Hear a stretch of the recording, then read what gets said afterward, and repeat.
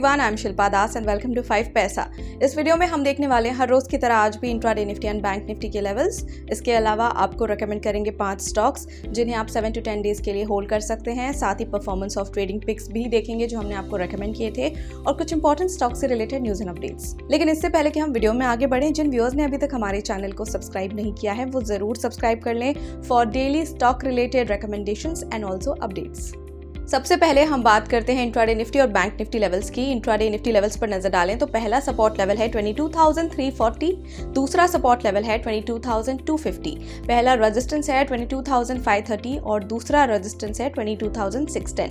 Intraday bank Nifty levels की बात करें तो पहला सपोर्ट लेवल है 47,380, दूसरा सपोर्ट लेवल है 47,130, पहला रेजिस्टेंस है 47,780 और दूसरा रेजिस्टेंस है 47,930। अब चलिए बात कर लेते हैं 5 momentum stocks for the day की, जहां पर हम आपको 5 स्टॉक्स के रिकमेंडेशन देंगे और आप इन स्टॉक्स को 7 to 10 डेज के लिए होल्ड कर सकते हैं। सबसे पहला स्टॉक रिकमेंडेशन है पूना वाला। ये on the verge of breakout है।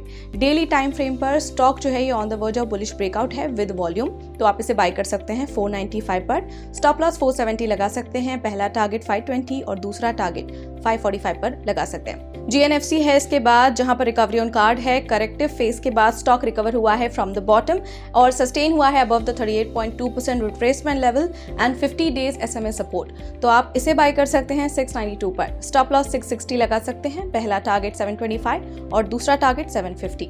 अगला स्टॉक है HBL पावर। यहाँ पर राइजिंग वॉल्यूम है। साइडवेज मूव के बाद स्टॉक ने स्टार्ट किया है वॉल्यूम पिकअप करना ग्रेजुअली, जो दिखाता है buying interest among the traders and a momentum reading also witness positive crossover on the daily frame, तो आप इसी रीजन से इसे बाय कर सकते हैं 490 पर। स्टॉप लॉस 470 लगा सकते हैं। पहला टारगेट 510 और दूसरा टारगेट 535। अगला स्टॉक NOCIL, यहाँ पर बुलिश मोमेंटम है। स्टॉक जो है वो बुलिश मोमेंटम है डेली चार्ट पर with rising volume activities and also trading above the support of 100 days EMA, तो आप इसे बाय कर सकते हैं 275 पर। स्टॉप लॉस 262 लगा सकते हैं। पहला टारगेट 288 और दूसरा टारगेट 300। अगला स्टॉक एस्कॉर्ट्स, यहाँ पर चैनल ब्रेकआउट है। डेली स्केल पर स्टॉक ने जो है चैनल ब्रेकआउट दिया है और सस्टेन किया above 100 days simple moving average. Moreover, spurt in the volume activities have been witnessed in the stock, जो इंडिकेट करता है बाइंग स्ट्रेंथ, तो इसी रीजन से इसे बाय कर सकते हैं 3007 पर। स्टॉप लॉस लगा सकते हैं 2930 पर। पहला टारगेट 3085 और दूसरा टारगेट 3150।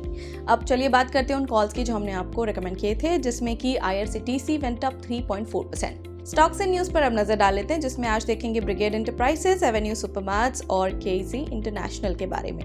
ब्रिगेड एंटरप्राइजेस ने टीम अप किया है with United Oxygen to build a swanky new office space in East Bangalore. The project will offer 3 lakh square feet of prime office space, grade A, and is valued at rupees 340 crore upon completion. वहीं Avenue Supermarts यानी कि D-Mart, इनके Q4 business update की बात करें तो stand alone revenue at rupees 12,393.46 crore है versus rupees 10,337.12 crore year on year. Total number of stores as of 31 March 2024 हैं 365। KEC इंटरनेशनल की बात करें तो KEC इंटरनेशनल को न्यू ऑर्डर्स मिले हैं जो वर्थ रुपीज 816 करोड़ हैं अक्रॉस इट्स वेरियस बिजनेसेस।